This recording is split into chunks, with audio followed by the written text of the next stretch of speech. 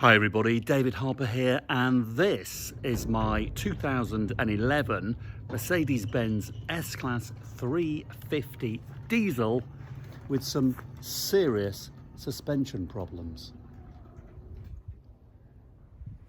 Oh blimey, my poor beloved S-Class. It is about 10 years old now. I've known the car since it was new because it was bought by a family member, and I've had her for about 2 years. I've driven 30,000 miles in this thing, and it is a stonking car. It is quite unbelievable. It's a mega specification. So you've got the diesel engine, so it'll do 40 odd miles to the gallon, but it's got the AMG sports package, which is just seriously good. So you've got the AMG body, you've got the AMG wheels, the interior features like the steel foot pedals. I'll show you those in a minute, but that body is so masculine. You've got the big haunches. Sadly, this is the worst side of the car at the moment. You can see how it's dropped on the passenger side. Look at that. This morning when I started the engine, the suspension lifted a little bit just to allow me to bring the car out, but you can see how she's lopsided there. So not looking her best. But talking of best, just take a look at the trim. So it's obsidian black with Sahara leather. Now, I've got to tell you, I have not cleaned the car for weeks. I didn't expect to be doing any kind of car review here, so it's dirty. It's in use most days. And the leather is just perfect. It's just a very nice place to be. It's very light and airy. I've got an E-Class estate, which I use more than this, but this is the better car by far. And just look at these pedals. When you look down at these pedals, you know you've got an AMG specification. But let's get back to the problem in hand, and that, of course, is the sunken suspension. So yesterday, luckily, I was only a mile or so away from home. I was driving along a straight at about 40 miles an hour, and the car began pulling to the left-hand side. Now, I thought initially that it was something to do with the camber of the road. There'd been some roadworks there recently. Thought something had changed. So I was just for the first 20 seconds or so just adjusting the steering, and it continued. It started getting more and more violent pulling to the left-hand side. So I thought, well, I must have a puncture. So I pulled in and got the shock of my life. So the passenger side front had sunk completely, and the car was ticking, like tick, tick, tick, tick. So something was working desperately to push the suspension up. So I got back in the driver's seat and was about to turn the engine off, and there was some kind of warning symbol on the dashboard there, the digital dash. I can't remember exactly what it was, but it was obviously a symbol for suspension. So I turned the engine off in the dear hope that when I switched it back on again, the car would just miraculously fix itself, which is something that has happened, as you've probably had experience with cars in the past. Sometimes they can fix themselves, but in this case, obviously it didn't. I turned it back on again, went round to the front. The pump was going crazy, working overtime. You could hear it over and above the sound of the diesel engine. And again, that ticking, it lifted slightly, maybe an inch or so.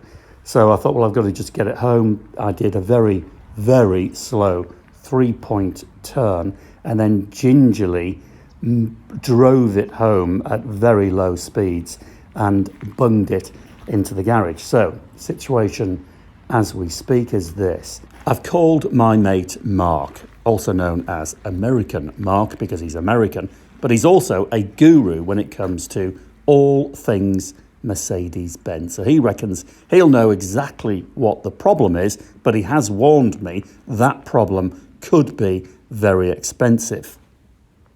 And in fact, it's looking more and more expensive by the second. Have you noticed that the car is even lower now that it's been switched off for a few minutes? The suspension is dropping as we speak. So while we're waiting for Mark, let me show you around the interior of this car, which I think is absolutely mega. And the specification is just gorgeous. The colour combination with the obsidian black and that Sahara beige leather is quite astonishing. And you've got the piano black on the dash here rather than the walnut finish, which really makes it quite sporty in its feel. You've of course got my favorite feature, which is the AMG pedals, those kind of drilled looking pedals, but good spec from new. Look at the seats. You've got the electric seat package on drivers and passenger. They're heated, and it's a mega spec, that probably, I don't know, £1,000, £1,500 when new. And something I've got to say I wouldn't specify if I was ordering the car new, because I'd be trying to save some money. But when you bag something like this second hand and you get these features, it really does make a big difference. I also wouldn't have upgraded the music system, but the first owner did. And this music system absolutely blows your ears off, and it really does make a difference. It's a very nice place to be, I've got to say, and the headroom is so much bigger than the E-Class. When you get out of this and jump into an E-Class, it feels like you're jumping into a little Golf or something. So because it's a big car, of course, it needs a lot more space when driving around and parking in hotels and that kind of thing. So you've got to bear that in mind. And it does collect bangs and marks in my experience. I've got so many little chips and dents on this car from supermarkets and hotel parking spaces. But it's not a new S-Class, so it doesn't exactly break your heart. These things are phenomenal value for money. So this car really well spec'd with the AMG sports package and all of that is probably worth about 12 grand, which I think is criminally low. It's just outrageous when it comes to value for money. The first owner, and don't forget, I know the first owner, it's a family member, absolutely pampered this car to within an inch of its life. It was valeted on a monthly basis. It's never been valeted since I've owned it, I've got to say, but I do use my cars quite hard. But never skimped on when it comes to servicing. It's done 64,000 miles, 30 odd of those are mine, and it's still worth only 12 grand. Now that to me is just fantastic. So my intention with this car is to keep it. I think the body is gorgeous. I think it's actually better looking than even the brand new S-Class. And I think because they haven't made this model for so many years, I always think the cars get better with age. That you don't see as many of them on the road, and it just has great presence with those big haunches, the big AMG wheels. Put a plate on it, it looks $1 million for no money. And this is the view you get when driving an S-Class. First of all, as a driver, check out the pedals.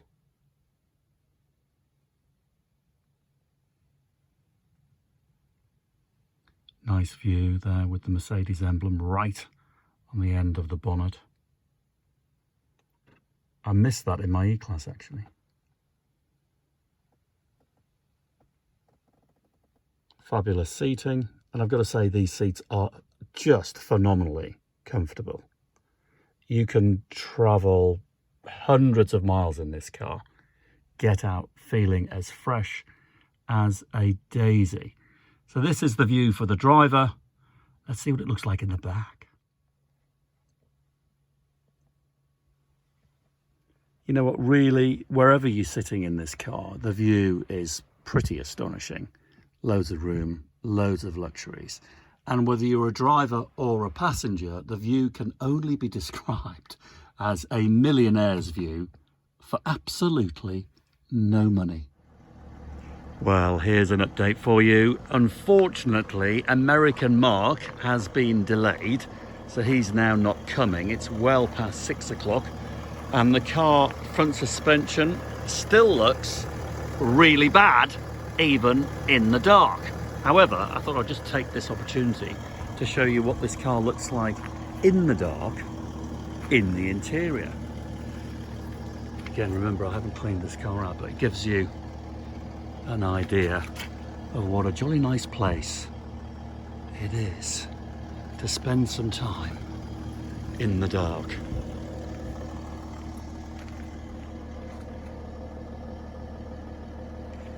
Okay, time to leave the car to settle overnight, and Mark has promised he'll be here by 10 a.m.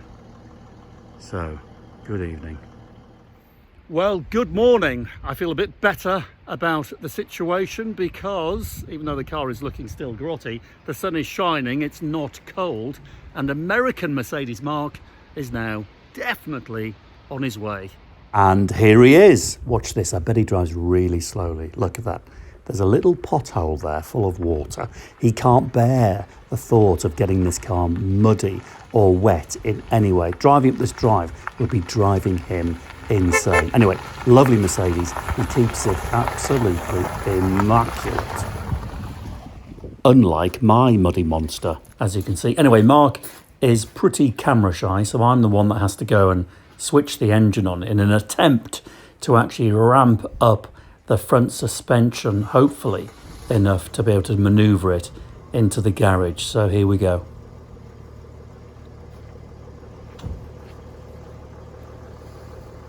So we're hoping that the pump, the arm, will just lift it up enough to be able to move it. Otherwise, the car is going to have to stay there.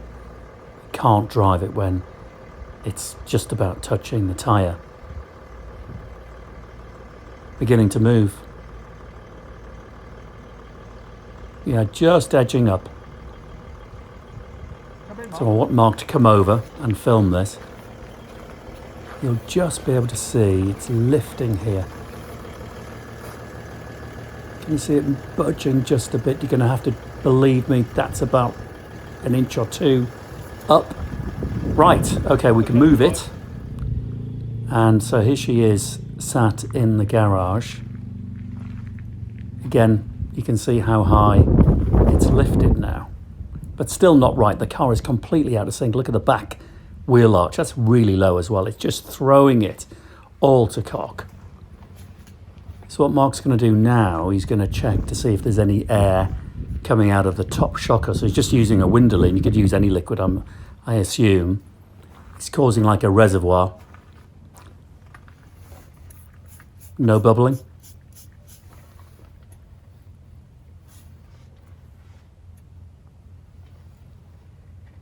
That's a good sign, I believe. No bubbles. No bubbles there. That means the top of the shock's not leaking. And now, for obvious safety reasons, Mark's going to disconnect the battery, which he's not that impressed with, I must say.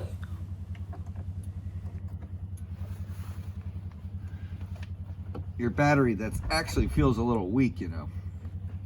You know, when you go to start it. I don't know. It's probably the original battery. Wow. Hear it leaking? See the air coming out? Wow. Meaning what? That's weird. I've never heard that. Why did the air come rushing out as soon as we lifted the car? Well, you wouldn't expect me to know. I have no idea. That's weird. Well, we'll take the wheel off, check those arms. So that's the Airmatic suspension arms. More nut.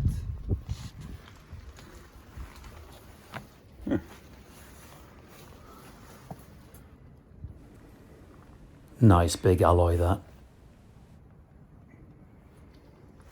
See what they did at Mercedes is they put some grease there to keep that from rusting, which is good. Okay, so the next thing to check then is the front Airmatic suspension arm to see what sort of condition that's in. There's the arm. Yeah, it's different than mine. The arm is up here. Where is it? Right here. And it is loose.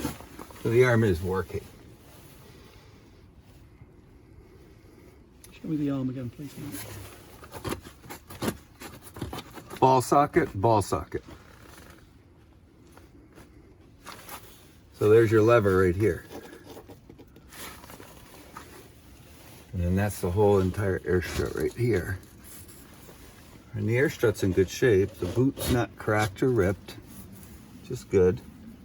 Yeah, just so you know, an air strut in English is a shock absorber. Yeah. So what he's doing here is he's oiling up the Airmatic suspension arm to see if it's jamming anywhere. And then we'll retest it. Okay, so nicely oiled up and wheel back on. Now I need a nut. Grab me a lug, Dave. Another Americanism. Mark referred to the nut as a lug. That is a wheel nut.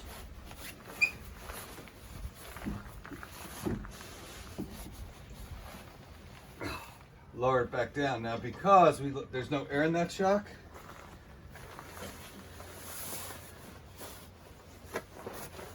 I'm going to try and put the car,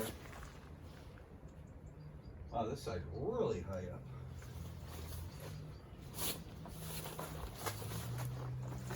Okay, now, A quick battery reconnection.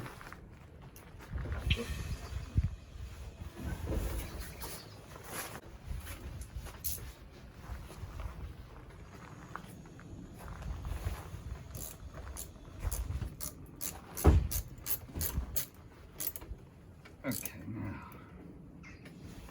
and now start the car back up. What are we looking for? See if the pump can. So listening out for the pump that will be hopefully pushing the suspension up.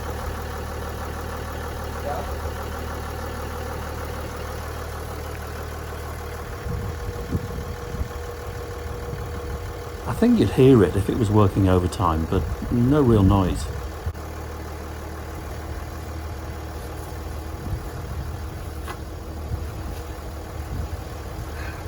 The plan now then is to drop the car down and see what happens.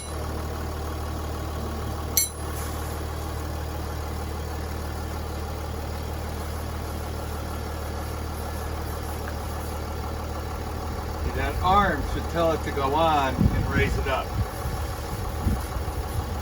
And that's if the arm's working efficiently, of course. Okay?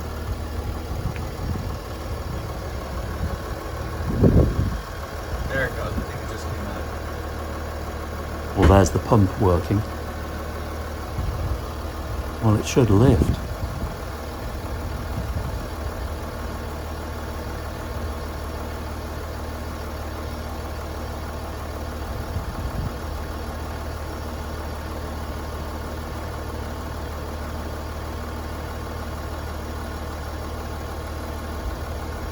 It's going.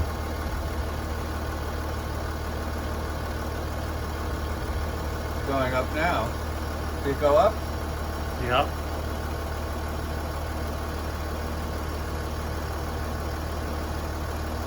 Too slow, and it's not the right height.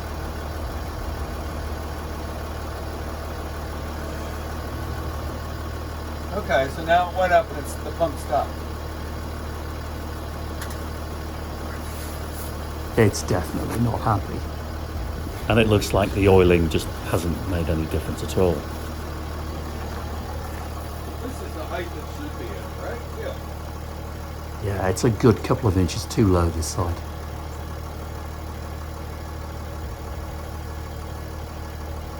So it's not settling, it's not balanced. This side's much higher. So does that mean that the sensor's not working efficiently? Usually after you put it in the, you jack it up, you lift the car. Why doesn't it settle back down after you turn off the button? It should settle back down. Don't know why you're asking me, but let's try again.